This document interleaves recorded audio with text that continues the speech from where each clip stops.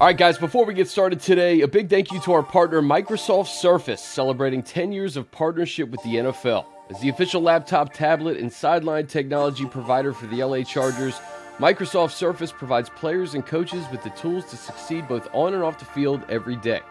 Learn more about Surface at surface.com. And welcome in to the final drive, a playoff clinching edition, as the Chargers beat the Colts in Indy on Monday Night Football 20-3. They punched their ticket to the tournament for the first time since 2018.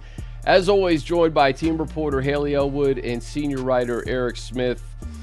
And guys, normally we talk about Justin Herbert and the arm of Justin Herbert leading this team to victory, but this was on the shoulders of the defense. I think 177 total yards allowed, 0 for 10 on third down the Colts were, 7 sacks, 3 interceptions. Hayley, I think the defense right now, if you're talking about peaking at the right time, this could be a playoff caliber, championship caliber defense if they keep it up. Yeah, I mean, absolutely. And I think you have to start there. And it sort of is now a trend, right, that we've seen over these last few weeks. And I think I would be remiss to mention if maybe Chargers fans didn't feel nervous about this game coming into it, knowing what happened on December 26th a year ago against a very wounded Houston Texans team. And it was 10-3 at halftime. It was a little dicey. They were kind of like, okay, let's get this going. And then they certainly kicked it into gear. What you have seen transpire over these last 3 weeks against 2 AFC contenders and then now against the Colts, 6 of 32 on third down, holding opponents. Oh, you mentioned 0 for 10 just against Indianapolis. They are doing it. They did it again pretty much without Derwin James last night after he was ejected from this game despite having that incredible interception that he had. But they are finding ways. And I think, Brandon Staley has talked a lot about those guys having to play different roles, learn different things throughout the season because they face so much attrition.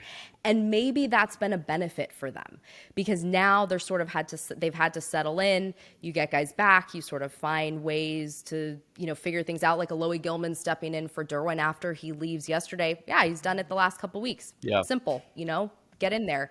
And so I think what you've seen is this defensive dominance. And I'm glad, though, that you did see it against a team like Indianapolis, which is certainly broken. I mean, they are an absolute mess and they've got issues.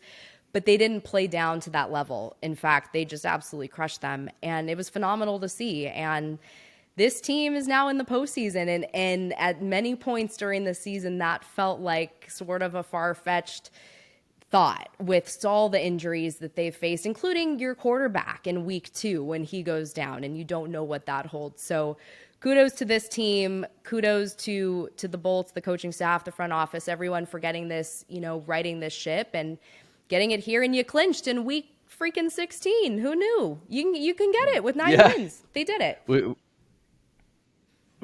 They did it with 2 games to spare, and now, over the next 2 weeks, we can talk about potential seeding and where that's going to go. But, Eric, staying with the defense, a switch definitely flipped at some point over these last 3 weeks. And it's kind of funny that it happened without Derwin, right, against Miami and Tennessee, and really for largely most of this game.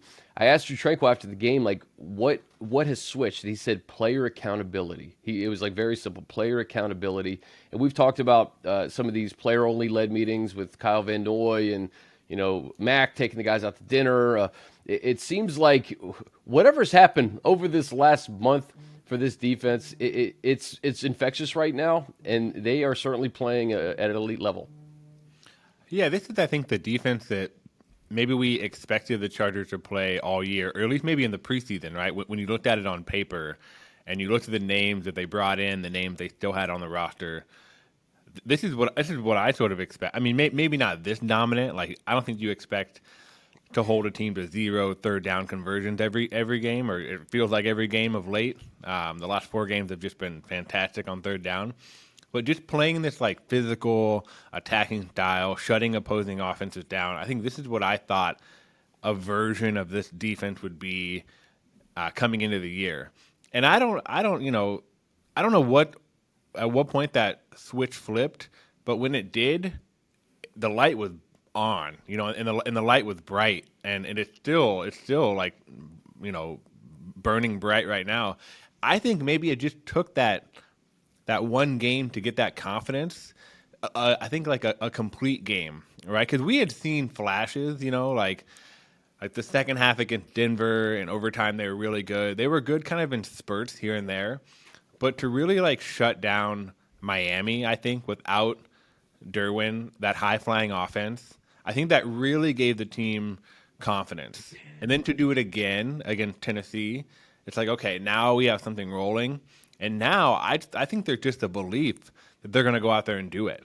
And it's taken, what do we have, 15 games to get there? But it's better to have it going right now than to have the flip side, right, which is to play well early and then kind of skid late.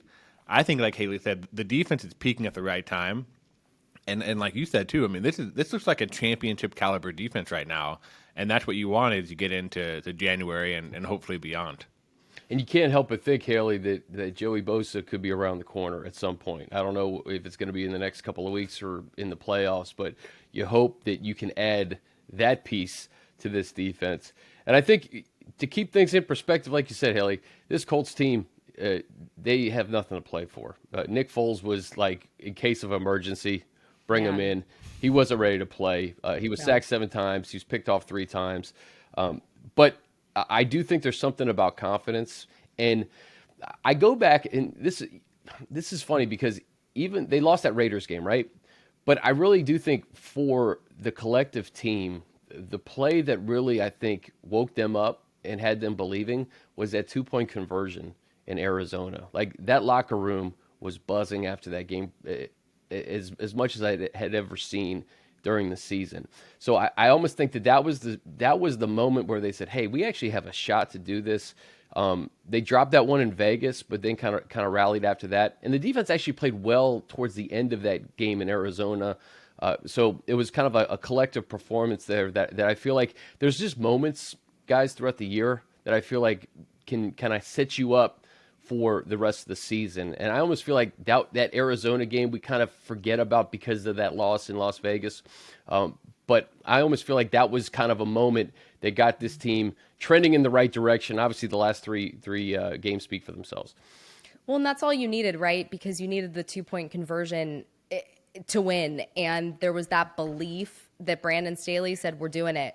We're going out and we're going to win. And we're going to go for 2 and see what happens. But the goal is to come out of that game with a win. And so I think as we have heard him talk about, whether it's whether it's 4th downs, whether it's some other things throughout the year, last season, going back when he started coaching this team, there is this belief that I think he tries to instill in these players to put them in situations to make them feel confident that they can get it done. And to that point, they did in Arizona, and they got the confidence that they needed to go and freaking win a game and win it at the buzzer, essentially. I think when you look at the dip happens in Vegas, and then we were all wondering how were they going to respond against Miami, this crazy offense, and Derrick Henry and the Titans the next week, 2 teams in AFC contention, and they did. I will say with a caveat, the Dolphins, the Titans, the Jets, and the Pats are 1-15 since the Chargers went on, a 3-4 win streak as of 4 weeks ago prior to yesterday's game. So there has been some faltering there, but what you've seen from the Chargers side, defensively specifically, is just a push, an extreme push to not lay back and to not really let these teams and these big players, Tyreek Hill, Derrick Henry, Jalen Waddle all over you, if you will, because we have seen moments throughout the season, hello, Travis Kelce, where that has happened. And so in order for this team to sort of build this confidence and defensively build this confidence, it has certainly happened. And I go back, I think you're right. That Arizona game gave them a lot of confidence on all sides that they can go out and get it done. And now you've seen sort of maybe the defense kind of pick up the offense at times, especially even in last night's game. I think there's some things, and I'm sure we'll talk about it, that have been left to be desired on offense right now with the Chargers. But they're doing it. There is a belief. And I think now, instead of it wavering, it is extremely, extremely strong. All great points. And I think it's worth noting, too, that every team that gets to the tournament and eventually wins the Super Bowl, they have a little bit of luck and a little bit of good fortune along the way. And what Hayley referenced with all these teams that were needing to lose for the Chargers losing, over the last couple of weeks. That's a little bit of good fortune. That's the reason why you're clinching in week 15 or week 16 rather, and not week 18. Eric, first, the Derwin James hit, I just want to address it. Derwin James is the furthest thing from a dirty player. That was a vicious hit, no doubt, but there was no intent there. I think we all know Derwin James, the type of person he is and the type of player he is. So I hope he's okay. He's in concussion protocol, and you hope you see him next week against the Rams. But moving to the offense, it's no coincidence that the 2 touchdown drives, Mike Williams had 4 catches for 76 yards on both of those touchdown drives. Mike Williams needs to be the focal point of this offense. And, Keenan does his thing. Mr. Consistent, 11 for 104. Chargers PR told me last night, I think 4 straight games of 6 catches and 80-plus yards receiving. So Mr. Consistent, move the chains. But if they want to score points, they got to get the ball to 81, and they got to get it to him a little bit more often than they did last night. Yeah, it's funny you say that because you know who agreed with you? Brandon Staley. He said it in his post-game press conference last night. He's like, Keenan was great, and, Mike had 4 big catches, but we need to get Mike a little more involved. And I think Keenan is good for, like you said, 11 for 104, good for moving the chains on third down, making a key catch, here and there. But Mike is the big play guy. I mean, I learned that very quickly when I got here. Like, if you want 20, 25 yards or more, throw it to Mike. And yeah, like he had 2 16-yard catches, an 18-yard catch, a 26-yard catch. Like, he just chunk plays like far down the field, and and that stuff like really ignites the offense. And Brandon Staley has said this multiple times this year. He's like, these 12, 14, 16 play drives, that's not the norm in the NFL. It's more like a 6-play drive, a 4 to 6 to 8 play drive, like quick strike. And the reason that you're going to do that with the Chargers is throw it to Mike. I would agree that he needs to be a little bit more involved. Even maybe just throw it up to him a little bit more. There were a few plays last night where they had like kind of more downfield developing routes, and for whatever reason, like the shots weren't taken. But we all know, that if you throw it up to Mike, it's probably better than a 50-50 chance he's going to come down with it. I would agree. I think that's something to watch kind of as we head to the playoffs. Like, you're going to need to score more points than you have been the last couple of weeks, especially against like better offenses. I think the defense is playing great, but when you go up against high quality offenses, you're probably going to need to score more than 20 points to win in a playoff game. And getting Mike involved, I think, would be a good step heading in that direction. Hayley, we were talking about this on Chargers Weekly last Thursday, me and Money, about Jalen Guyton kind of being the one guy that this team desperately misses, just stretching the field offensively, because this offense does not look the same as it did in 2021 right now. They're getting the job done. Hey, they won by 17, and they beat an NFL team by 17 points, okay, in their place on Monday night. But I think once we hit January, Mike Williams can't have 4 targets and 4 catches. Like, Mike Williams needs to have 10 targets throughout the course of the game. It can't just be on 2 drives. Well, and I think the other thing, too, is I'd like to see them run the ball a little more effectively as well. And you did see that on that final touchdown drive, which was 12 plays, but 9 of those plays were runs, which was phenomenal to see. And I think at that point, the Colts defense was so worn down. I mean, they played so much of the game. And I saw a tweet saying that they've, I think, set like a record for sacks this season, but some Colts fans said, well, it's easy to do that when you're on the field for 45 out of the 60 minutes of a game, because that defense is just being worn down. But as much as I want to see Mike Williams get involved, I would also like to see them take some pressure off Justin Herbert and run the ball a bit more effectively. Look, if you're the 5th seed, I don't know, where are you going? Jacksonville at this point? Tennessee? Whatever happens there. But I think when you start getting into colder environments potentially in the AFC playoff race, that takes some pressure off. To the point about Jalen Guyton, I think it's so funny. We talk about, missing Joey and Rashawn and J.C. Jackson. Jalen Guyton is never brought up. And it's crazy because the impact that he's made, you think about the Giants game in 2021, he's freaking down there and he's so fast. And so you are missing that element because you're becoming very much like a possession receiving core at this point, with the exemption of Mike, who can go up and get it, but you're not really doing that as much right now. I think at this point, you've got 2 games left in the regular season, and there's some homework to be done, which is kind of good in a sense because you know you've made it.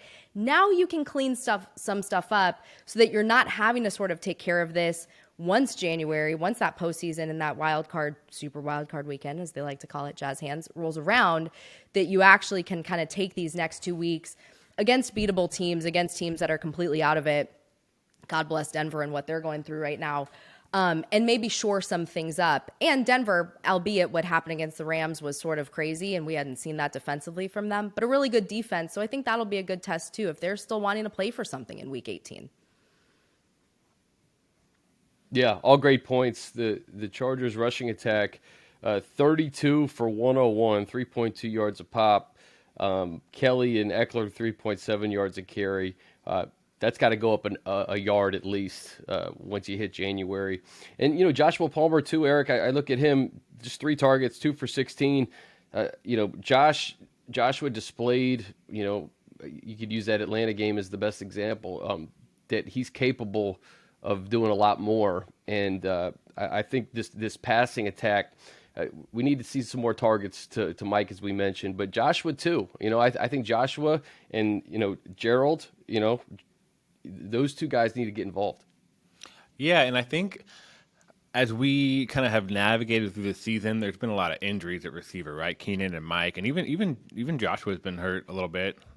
Gerald's been banged up a couple times here and there, but the common denominator in all that is that Austin Eckler has gotten so many targets and so many catches. I mean, he's either close to or at 100 catches, for a running back. And I think it's just been such like a safety blanket for Herbert this year. Okay, nothing's open, just check it down to Austin. We'll get 6 or 7 yards. And that's been great. And it's so valuable to have that. But now that everyone is back and everyone is healthy, let's maybe push it downfield just a little bit more. Yeah. Hayley, a guy I want to talk about on defense is someone who's been around for a while, and he's just been kind of a steady presence on the defense. We don't talk about him that much, and he gave us a reason on that 4th down stop. He told me he was entering he was channeling his inner Troy Polamalu, Alohi Gilman. Alohi's been so solid this year. And I just look at the defense, and you're looking at guys who have really stepped up. Michael Davis has had a really good year. I think Alohi Gilman, 2nd year in this system, has really found his niche. Sebastian Joseph Day, obviously, they've kind of tightened up the run.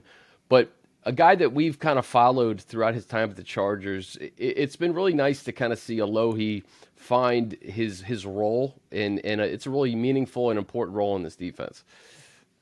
So much of the conversation about Alohi reminds me of the conversations we were having about guys like Kaiser White and Uchenna Nwosu and Justin Jones a year ago, where you had this sort of draft class from a couple years back that was really, really starting to make an impact and really starting to come along.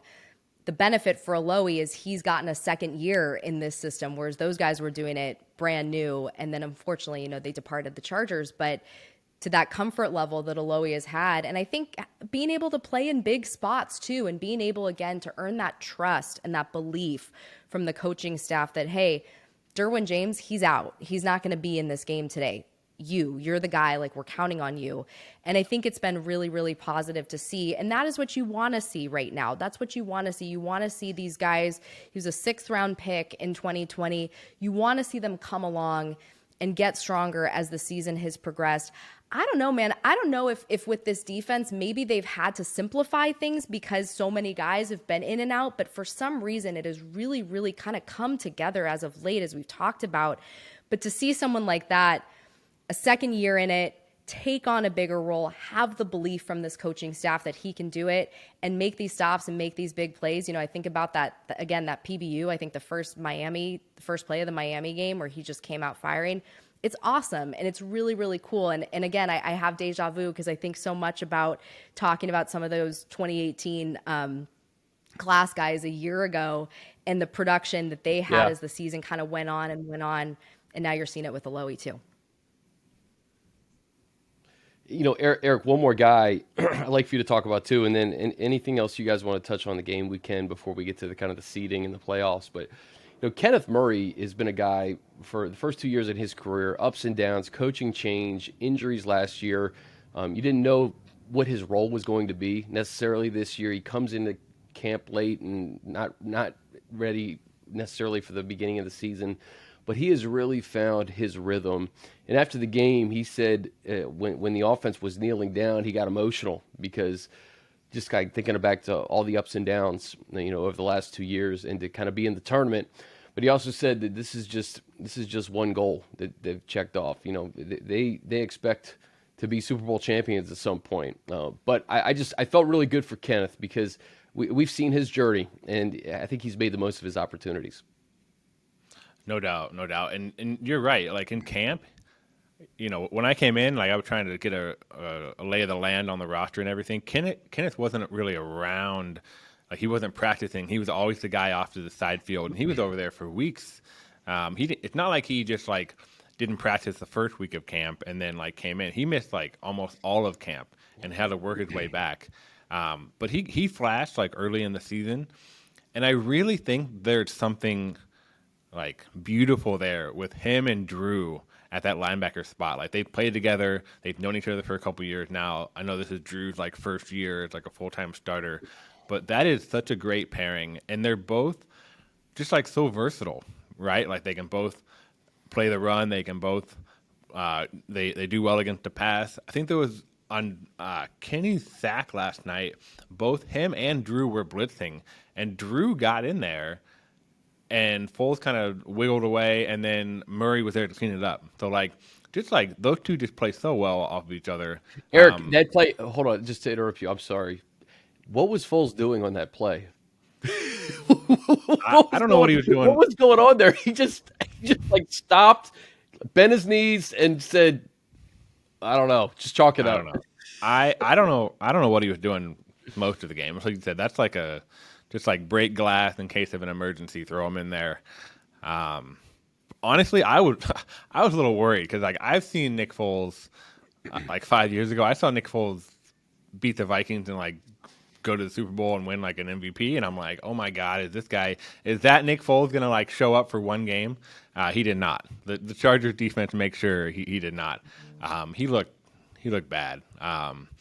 But I credit the Chargers defense for that. I mean, they were on him all night.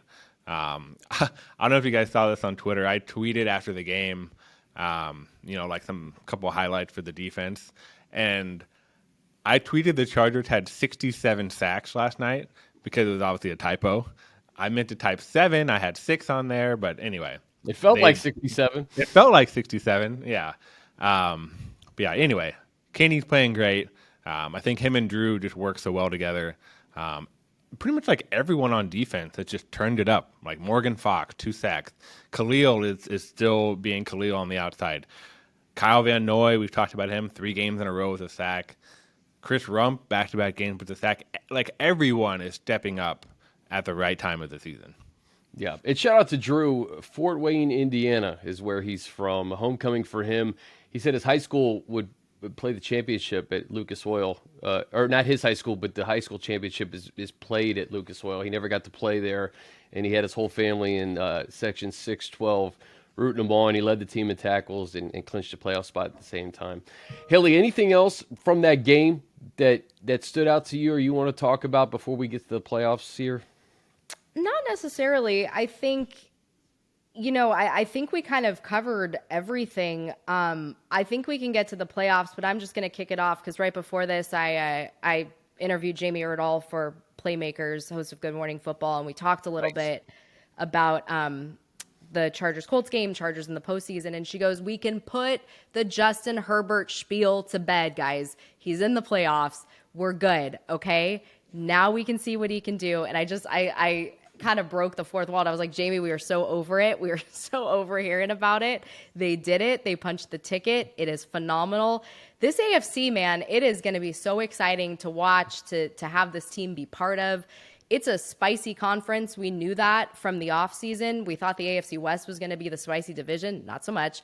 But the AFC as a whole is really, really, this is what networks want. You get all these quarterbacks in, and there's still one spot to be decided, a couple spots, I guess, if you look at the AFC South. But you can have some really, really stellar quarterbacks in this AFC playoff race here.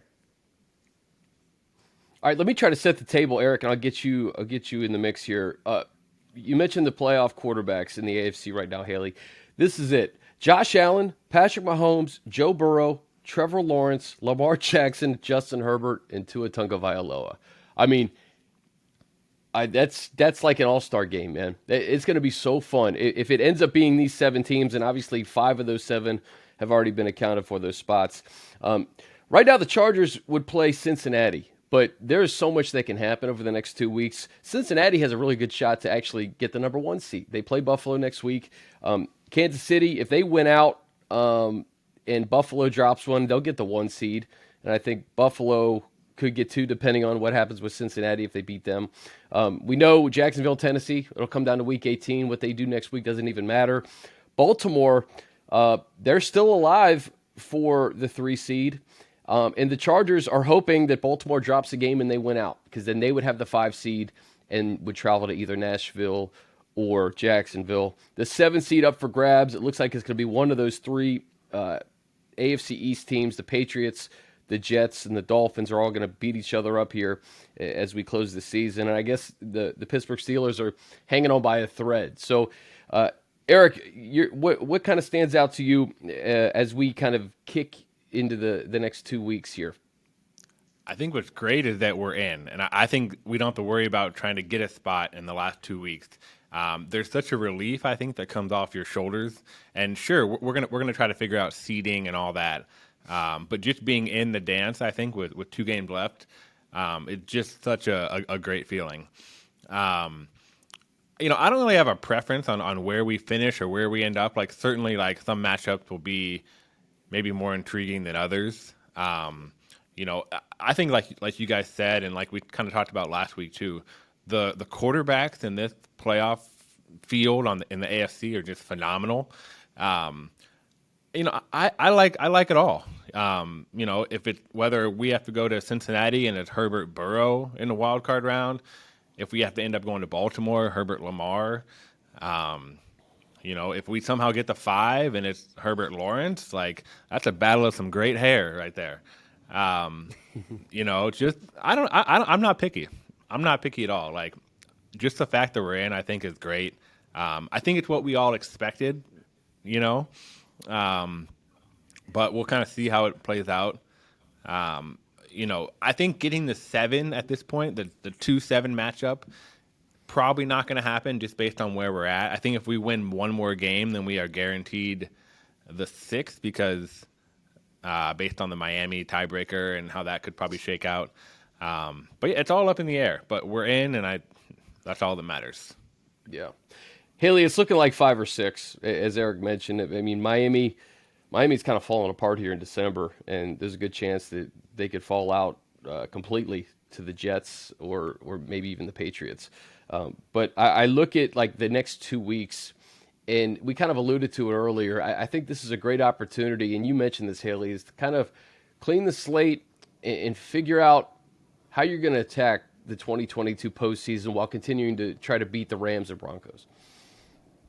Yeah, Brandon Staley said it last night. This is just the beginning, a little Nunk-Cheppy light there for the Phillip Rivers fans who have been around this team for quite some time.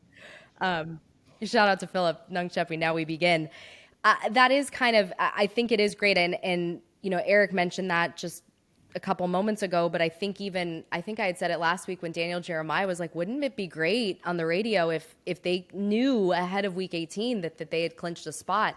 And I think it is great because, as I said earlier, you've got some stuff that you've got to work on, and you can sort of clean the slate and reset. You're going to get some guys back, at least one guy, Joey Bosa, that we know of. When that happens remains to be seen, but that will happen. Maybe Rashawn Slater comes back. We'll see what happens. But at the same time, you've got some homework. You've got some things that you can work on. You're hitting your stride on defense for sure. You can clean some things up on offense. And you're going to do it against two pretty good defenses that you're going to see. This Rams defense did not they freaking gave it to the Broncos the other day, which that's another team that's kind of broken like the Colts. And then Denver's defense, I think they're still probably going to play. They're going through some stuff now in Week 18. I also think, though, that Week 18 game is going to be really critical for this Chargers team because it's going to be cold, right? It's Denver in January. It's probably going to be in the 40s, if not colder than that. And I think that is going to be a really, really good test. Just to, it sounds so stupid, but just to have this team play in the cold, play maybe in some elements. Because, okay, if you go to Jacksonville, by the way, that would be a phenomenal hair matchup. I pay to get this color and add extensions to my hair, and those two guys don't even have to do any of that. That's just like God-given right there. So shout out Justin Herbert and Trevor Lawrence. But if you go to Jacksonville or you go to Nashville could be kind of chilly. But that next round, if you make it, and you're going to a Cincy or you're going to a Buffalo or you're going to a KC, it's going to be cold. And I think this team needs a game like that under their belt, and they'll certainly get that in Week 18. Excellent point, and I'm glad you mentioned it because the Chargers have been very lucky, very, very lucky with the weather this year. A majority of these games indoors. You got Cleveland in October. So I agree with you. I think Week 18, just for the sheer fact of the elements, could be in play, and it could be really cold. You may be going to Cincinnati the next week, or who knows, KC or Buffalo. So I do think getting a game under your belt, 60 minutes in cold weather, that can't hurt things, Eric, when you're going into January. I mean, I'm not a fan of cold weather these days, but yeah, I agree. I agree completely. I think there's a chance going into Week 18 we might know where we're at based on what happens. I guess maybe with the Ravens it could still be up in the air, but I agree, Hayley, like wholeheartedly. Playing some type of cold weather game is important just to kind of get that feeling, you know, kind of in your bones, I guess, going into the playoffs. Yeah, I mean, it's been a wild ride all year. You know, I think, Hayley, you said it earlier, you know, there were times maybe where the pessimism was high among fans, you know, whether we're 1-2 or 4-3 or 6-6, like just been so up and down. But we're in. That's all that matters. And, you know, we know we got 2 games left, but we know we got more after that. All right, guys, quickly, I'll put you on the spot. Give me your player of the game from Monday night. There was a lot of, it's probably on the defensive side, but Hayley, who was your player of the game in what week were we in? Week 16. Sorry, yeah, right. I beats me at this point. It still is hard to figure out that they're to know that there are like 18 weeks in this season. My math brain is still not good with that. This is kind of tough. It would definitely be a defensive player. I'm going to kind of just go off the wall because he sort of started this interception train, and that's Michael Davis, who has also been playing really, really, really well as of late. And another guy who has been extremely honest and open. I think back to a press conference he gave earlier this year about how he kind of went through some personal stuff last year, and it sort of maybe got in the way of some of the football things. And there was a lot to figure out, and there was a lot of challenges that he went through, and also having to learn a brand new defense. He was an undrafted player, you know. We forget about this because he's been sort of a staple of this team for quite some time now. But he's also like really, really come on strong and really, really shined. You know, Bryce Callahan missed that game, and he stepped in and he led that sort of interception pick party that they had last night, despite the fact, you know, the offense didn't get any points off of it. But just to even make the play, kick that off, have a return, a really nice return to set that offense up. I just think he's been playing really nicely as of late, and he showed it again last night. What about you, Eric? Well, Hayley stole my answer, but I can pivot to that. Actually, I wrote about Michael Davis last week in the mailbag. Someone asked me who the most improved player was for the whole team this year, and I picked Michael Davis. He's been playing fantastic. I'm going to go a little bit off the wall with this pick, and this guy's not going to get a lot of stats, but just given where his position group is at, I think that Braden Fehoko has been such a key player to this defense on and off the field, because like on the field, we've needed him just to play because of the attrition at that position. And off the field, we all know him, right? Like in the locker room, cracking jokes, keeping it lively. Like given the way this season has gone and how it could have easily gone off the rails at so many different parts or points, having a kind of a glue guy like that in the locker room, I think is so valuable. That maybe doesn't get talked about a lot, but just kind of keeping the guys together, keeping them laughing when you're on a 2-game losing streak or something like that, right? Like, just that like valuable locker room presence. Like I said, he's not going to fill up the box score. He's not going to have 10 tackles, but he made that play on 4th and 1 while Lowe was Superman and jumped over the line. Braden was like the low man and like went under the lineman, and it was kind of like a tag team effort there. So I'll give my vote to Fehoko. Chris, how about you?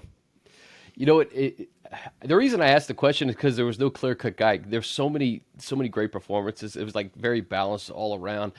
I'd probably give it to Drew just because of his leadership this year. I really think he's coming to his own with this new defense and just being a veteran in this league, doing it in Indiana, leading the team in tackles, getting a sack, and bringing that energy. And Drew has been awesome all year long, wins or losses. He's held the team accountable. He's held himself accountable. And I just thought it was a really nice moment for him to punch his ticket to the playoffs for the first time in his career and also be just an impact guy.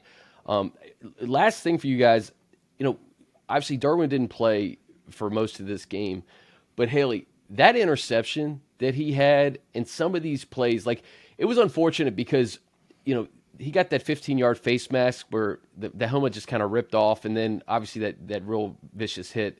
But it gave us a kind of a glimpse of the energy that he brings to the defense, and I feel like that they could ratchet it up a little bit more when he's on the field, and just to see him so happy post game in the locker room, he's got this infectious energy, and we say it every week probably. I'm sure people they know this, right? But I feel like if Derwin is healthy down the stretch in the playoffs, he's a guy that you can count on to maybe make a big play for your team. I literally have ESPN on my TV right over here as I'm like looking off, and they're showing highlights, and his interception was the number 2 of the SportsCenter top 10 from yesterday, all of yesterday's wide world of sports content. He brings it. I mean, we've seen it. We saw it in 2018 when he did incredible things as a rookie, and he's another guy who has just faced so much just adversity throughout his career in this league, that it is really remarkable that he has come out of that mentally, physically more than fine, if not better than he was. And I think we know that, and many times we have referred to him as not only the heart and soul of this defense, but many times the heart and soul of this team too, that he is such a rallying force, despite still being so young in his NFL career and as a player as well. And I think you're going to need that, and you're going to see that. I know he's obviously in concussion protocol right now. Look, whatever happens, you don't really need him this week. That's the benefit, right? You're in. You punched your ticket. You don't really need these guys to do so much to earn you that spot because you've gotten it. But the energy he brings, that interception was just incredible. I still can't believe he got both feet down. Like, just to watch him leap up and grab it was just absolutely insane and just so athletic, and just a reminder of just how special he is. And I think I said this at one point this season too on this podcast. I think we forgot at times that he was fully healthy prior to those few games that he missed because he was just playing so consistently well. And I think sometimes we get caught up in the NFL as a whole of sort of just kind of, forgetting like greatness in a sense because it just becomes so routine. But then you see a play like that and you're reminded, oh yeah, this guy's really, really good. And he does really amazing things for this team. And it's going to be awesome to see him get another shot at the postseason too. Yep. And Eric, we'll get out of here on this. The fact that you get Derwin back and ready to go for January, but a chance that Joey Bosa is going to join him. This team has had so much adversity with its stars. J.C. Jackson, high-priced cornerback, out for the year. Joey Bosa goes down in week 3. Hopefully you see him in January. Joey Bosa and Derwin James on a defense that has played like this over the last 3 weeks. That's exactly what Brandon Staley is hoping for. And if you can add 2 All-Pros to what you've already been doing the last 3 weeks in December, I think you got to be feeling pretty good. I think you're probably feeling pretty great about that. I mean, I can't really say much more about Derwin than what Hayley just said, but with Joey, just like the lift, I think that his hopeful return will bring to this team, because Joey's kind of been like a man of mystery this year. We haven't talked to Joey since week 2, I guess. Like, he didn't talk after he got hurt, so it's been months since anyone's spoken to him. I've seen him around. I saw him in the parking lot the other day, but just to make sure he's like still here, and he is. He's around. He just hasn't practiced yet. Maybe we'll find out today from Brandon Staley if he's going to practice. We'll find out for sure in person on Wednesday if he's out there.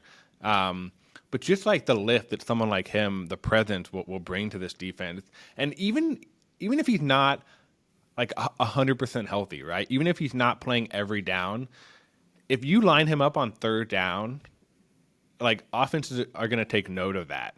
And just if he can make some sort of impact, which would be incredible given the injury that he had. A lot of guys probably wouldn't even come back at all. And if he does, I think just like it's going to be such a big boost to the defense and to this team. I think the whole locker room will be energized by that.